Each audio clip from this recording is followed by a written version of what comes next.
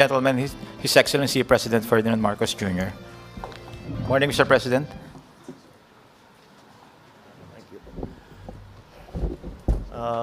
Magandang umaga sa inyong lahat.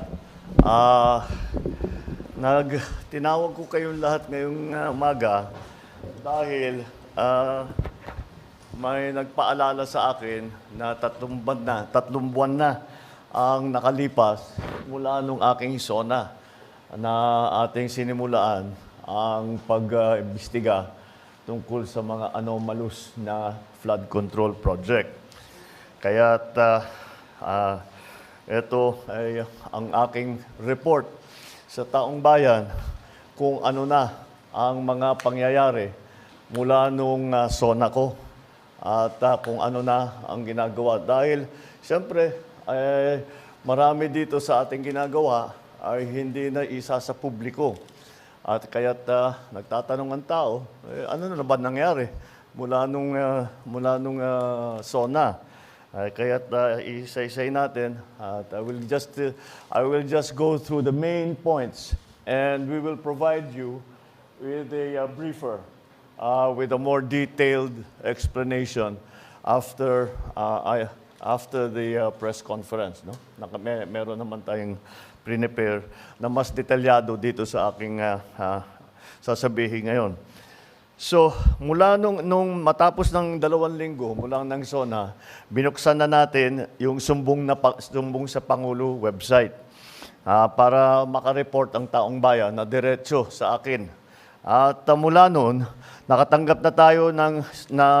nakatanggap na yung sumbong sa Pangulo website ng more than 20,000 na report na ibinigay.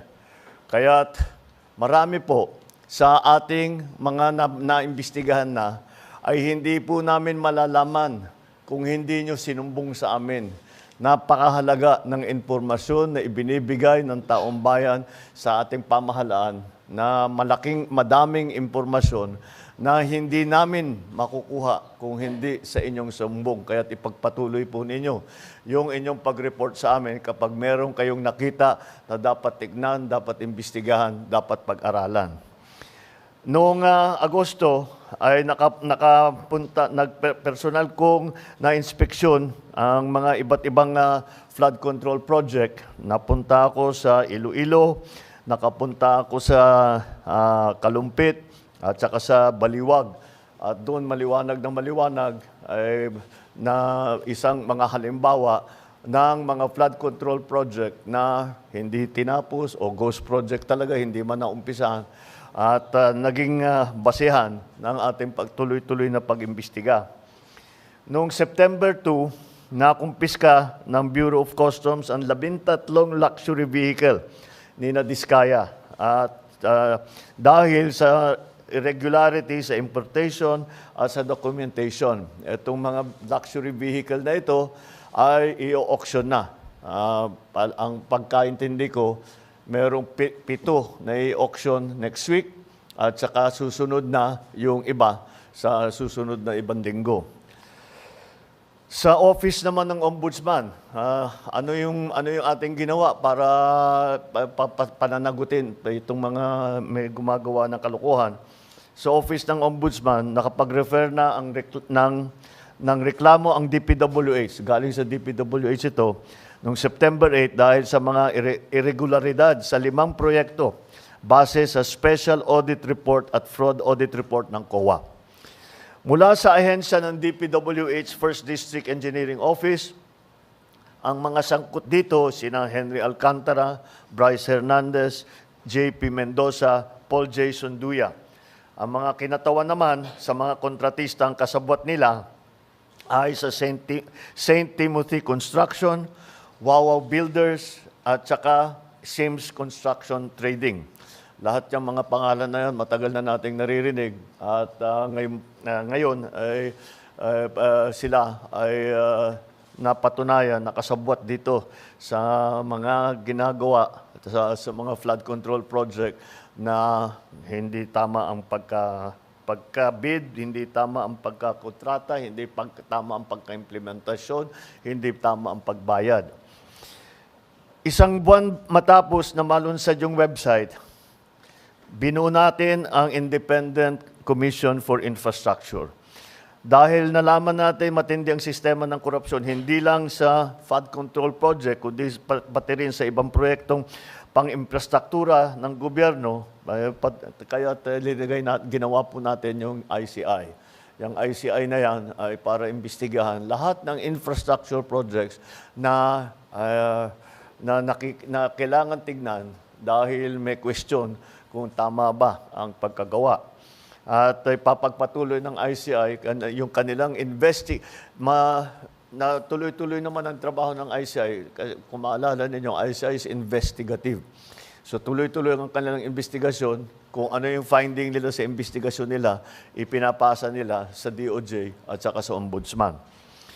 Sa parehong araw, nagsampa ng kaso ang DPWH sa Ombudsman laban sa 20 opisyal ng DPWH ng Bulacan First District Engineering Office at 5 pribadong individual dahil sa paglabag sa Anti-Graft and Corruption Practices and Corrupt Practices Act, Revised Penal Code at Government Procurement Reform Act. Kasama dyan si Henry Alcantara, Bryce Hernandez, JP Mendoza at ang mag-asawang Diskaya. Mula naman noong September 15 hanggang November 5, ang Anti-Money Laundering Council, yung AMLAC, ay nakakuha ng 7 freeze order mula sa Court of Appeals. Saklaw ng freeze order na ito ang kabuuang halaga ng 6.3 billion pesos. Nagsimula na ang Solgen na magbuo ng forfeiture case para itong 6.3 billion pesos ay mababawi ng pamahalaan at itong perang ninakaw ay maibabalik sa taong bayan.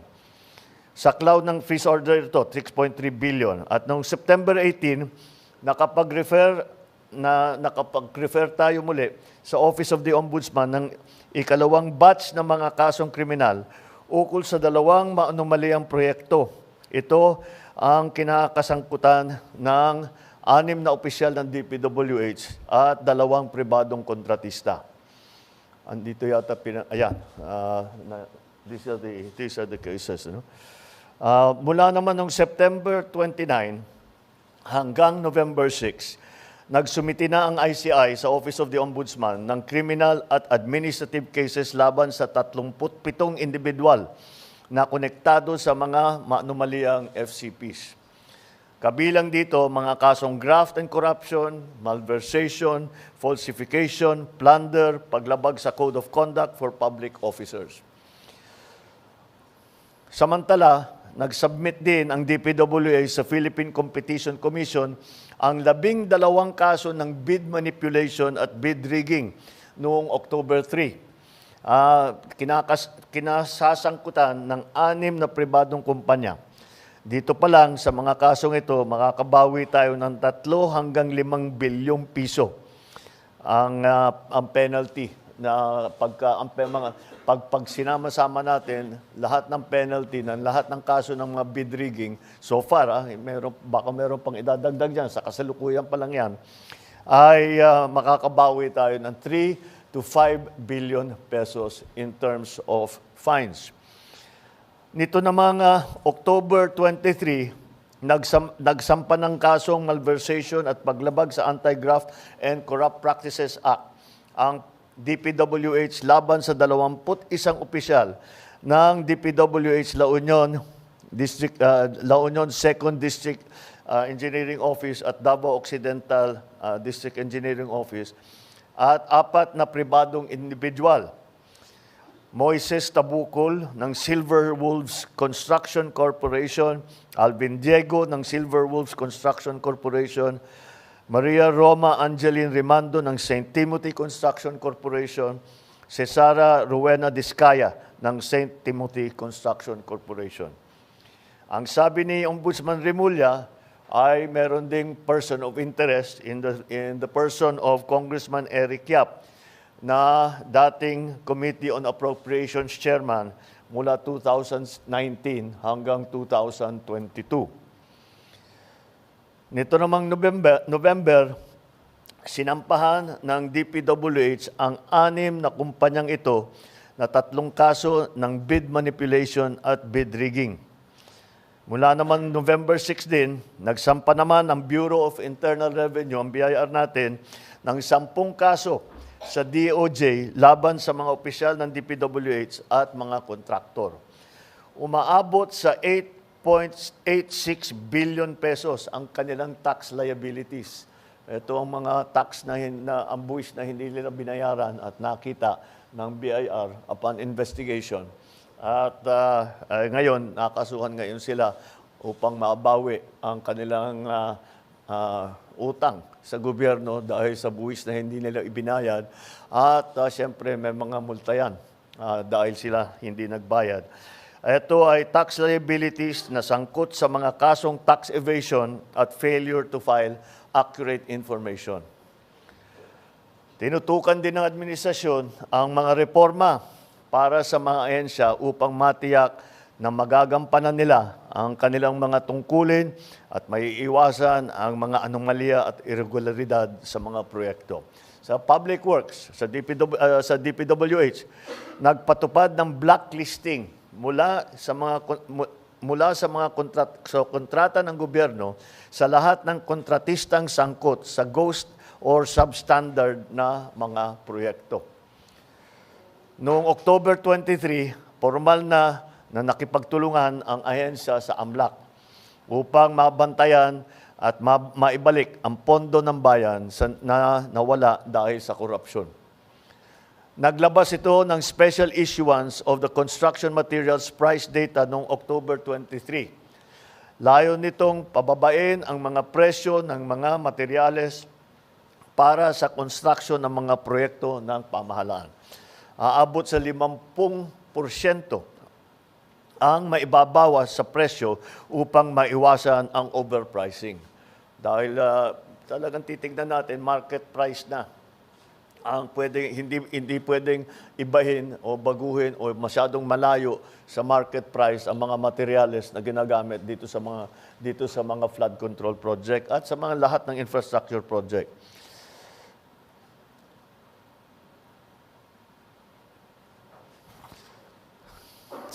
Ang ginawa naman ng DTI matapos na kanselihan ang mga lisensya ng 9 na kontratistang konektado kay Sara Diskaya, ipinatupad ang mas mahigpit na mga regulasyon sa kontraktor.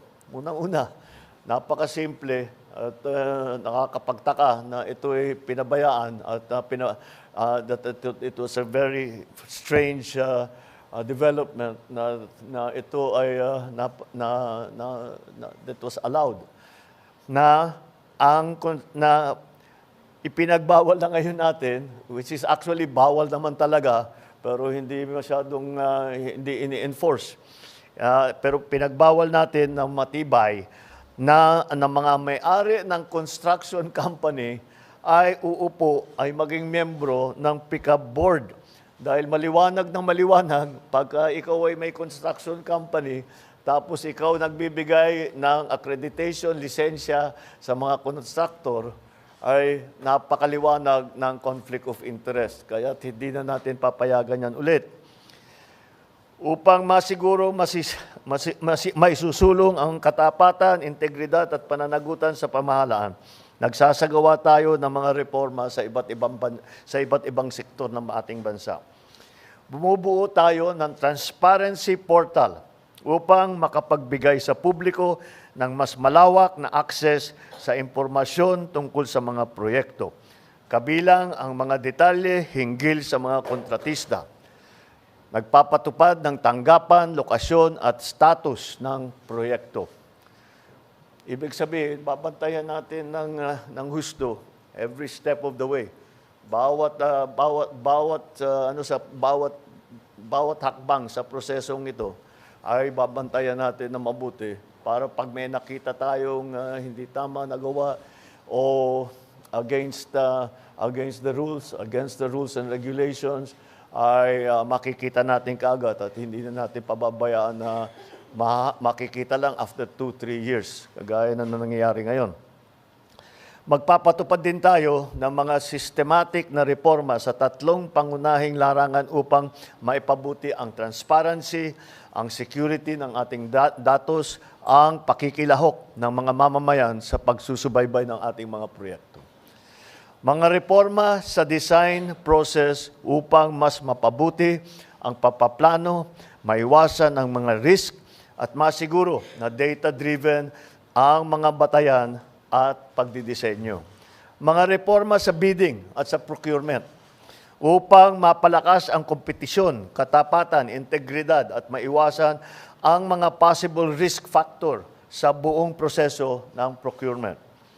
Mga reforma sa proseso ng pagbabayad upang matiyak naman na ang pondo na nilalabas natin para sa mga proyekto ay talagang tapos na. Dahil marami tayong nakita, completed, bayad na, hindi mo naman mahanap yung project, ghost project. O kung may makita kang project, hindi kumpleto, substandard. Kaya patitibayin natin ang proseso para tiyakin natin na lahat ng kontrata ay ma-implement na mabuti. Mga reforma rin sa proseso ng pagbabayad para tiyakin natin. Yun ang ating mga gagawin. Meron tayong nakita na bagong smart technology na ginagamit na ang AI.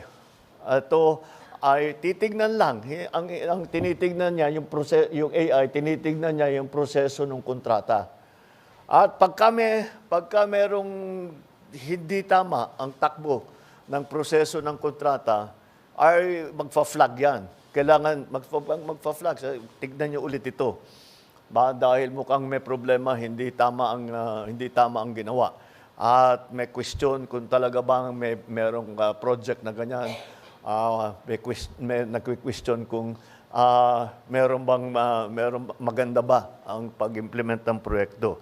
Kaya't gagamitin natin lahat ng paraan na nasa atin, pati nga hanggang AI, lahat ng smart technology na ating nakikita na lumalabas, ay gagamitin natin lahat yan para inspeksyon. Una, meron tayong smart technology para tignan kung ano ba talaga ang standard, kung maganda ang pagkaayos. Ito, tinitignan kung talagang linalagyan ng rebar, kung makapal talaga yung konkreto, yung semento sa tamang specification.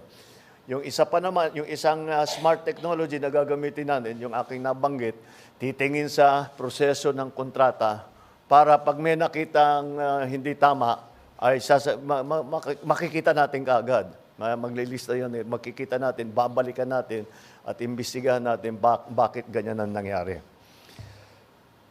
Alam nyo, lahat naman tayo ay nais natin na makamtan ng kaagad ang hustisya. Ngunit kung may aral tayong natutunan sa nakaraan, ito ay ang mas mabuti na maging mabusisi tayo at tumagal ng kaunti kaysa magmadali at magkamali. Alam mo nyo, kinakatakutan namin na yung mga alam natin na talagang kasabwat dito sa kawalanghiyang ito ay makakalusot sa kaso dahil because of a legal technicality.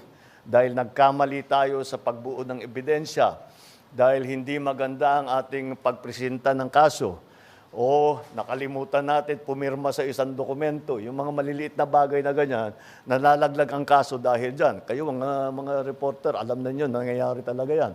Kaya tinitiyak namin na pagka kami ay sumampa ng kaso, yung kasong yan ay hanggang sa dulo ay matibay ang kaso at kung sino man ng mga guilty ay sila naman talaga ay mananagot at kung kailangan at kung huhusgahan sila ng korte ay makukulong sila. Sa bawat segundo na ating ibinibigay sa investigasyon, tinitiyak natin na ang bawat kasong isasampalaban sa mga abusado ay may sapat na ebidensya at hindi hahantong sa pagbabasura ng kaso.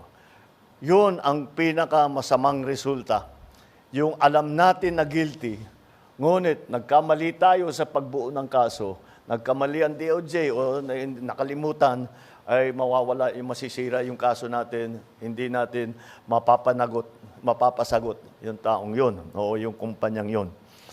Pananagutin natin lahat ng may kasalanan. Ibabalik natin. So tatlo talagang ating ginawa rito. Unang-una, sinampahan na natin ng kaso yung mga may ebidensya tayo na meron silang kinalaman dito sa mga korupsyon na ito. Pangalawa ay tinitiyak natin na ang kanilang ninakaw na pondo ay maibabalik sa pamahalaan upang magamit sa tama ang mga perang yan. At naglagay tayo ng mga reforma para itong mga pangyayaring ito ay hindi na mauulit. Kaya yan yung tatlong talagang tinututukan natin na bagay. At ito, yung aking mga nabanggit ngayon, ay yan, ang magiging resulta dito sa ating pag-focus, pagbigay ng pansin dito sa tatlo. Unang-una, mapapanagot ang mga kasama rito, mga kasabwat dito sa korupsyon. Pangalawa, maibabawi ng gobyerno ang pera na ninakaw nila. Pangatlo, na gumawa tayo ng reforma para lahat na itong klaseng korupsyon na ganito ay hindi na mauulit. Kaya't, yung mga taong yan na kasabwat dyan, ito, mga walang hiyang ito, na nagnanakaw ng pera ng bayan, tapos na ang maliligaya ninyong araw. Hahabulin na namin kayo. Okay, that's it. I think I have, it's already 10. Thank you very much. Maraming salamat, Mr. President. Ladies and gentlemen, the President is running a tight schedule today, as you know. So we'll just take... I'll take two questions. We'll take two questions from the floor. Yeah. The first question will be from Alvin Baltasar. Mr. President, magandang umaga po. Mr. President, nabanggit nyo yung sa presentation, meron ng mga nasampahang kaso at ang hinihintay po talaga ng taong bayan, merong makulong.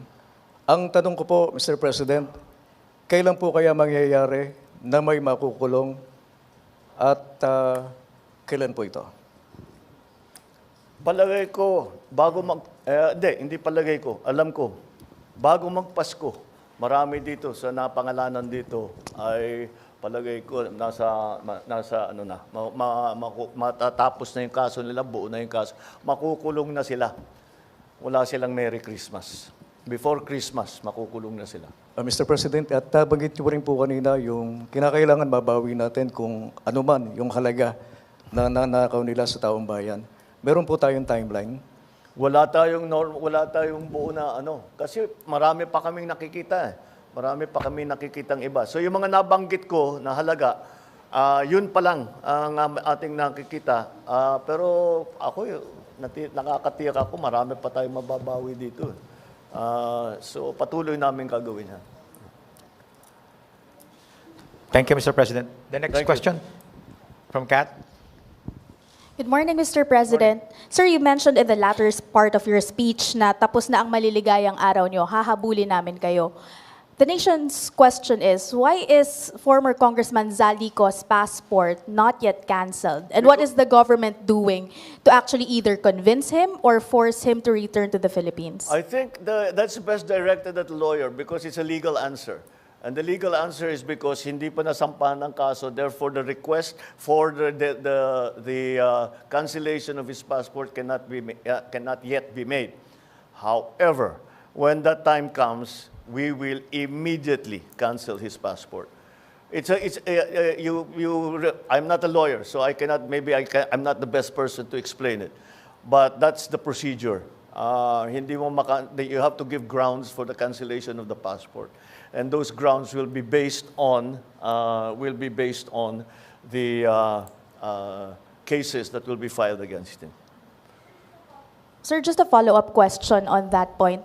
Sir, how convinced are you that Zaldico is the most guilty in this case, or are you somehow amenable to extending an option for him to become a state witness? I'm sorry, extending? An option for him to become a state witness. That option is always there, except for them who are the most guilty. Do you think he is? I don't want. And then pag sinabi ko, sasagutin kita, sasabihin nyo, prejudged. Let the courts do their work. Let the judges do their work. Yun ang ano sa kanila. Mr. President, one more question, please. While we navigate this corruption scandal, the economy is taking a hit. Yep. The peso hit an all-time low yesterday. Third quarter GDP is at 4%. The stock market is at pandemic levels. What is the plan to recover investor confidence? At ano ho ang plano para sa economic recovery? Well, the reason that we had that is that there really was a downturn in economic activity. You have to remember that it's not only because of these problems. Yung bagyo, yung nawala na working days na sa ekonomiya natin because of climate change. And you have to also remember the situation, the global situation. We are not the only ones suffering the shocks that come from the new trade structure that has been imposed on the rest of the world. And so we are all adjusting to that. Kaya yung mga growth rate na lahat ng grupo all around the world is falling. But marami tayong measures na ginawa because the public spending now will be increased, and to make sure that by the end of the year that the levels of public spending are according to our original plan. So mababawi natin yung nawala sa third quarter. Sir, one more point on your presentation. Very obvious, very noticeable po na marami sa mga pangalan binanggit ninyo, DPWH officials, contractors, pero kakonte, if at all, yung mga nabanggit na legislators who are... Well, no, they're part of the list. We'll give you the complete list. I just didn't go through them because there are like 37 of them. So you'll get, as I said, you'll get a briefer, which will give you more detail on all of the things that I've said today. Is the former speaker included in the list, sir? I don't think so because no. The only evidence that has been made against him is in the Senate. So I don't know. No, with the speaker, no. Not as yet. Not as yet. If something else comes out, then he might have to be answerable for something. So, again, we don't file cases for optics. We file cases to put people in jail or to make people answer. I know that there are many, many suggestions of who else we should file cases against.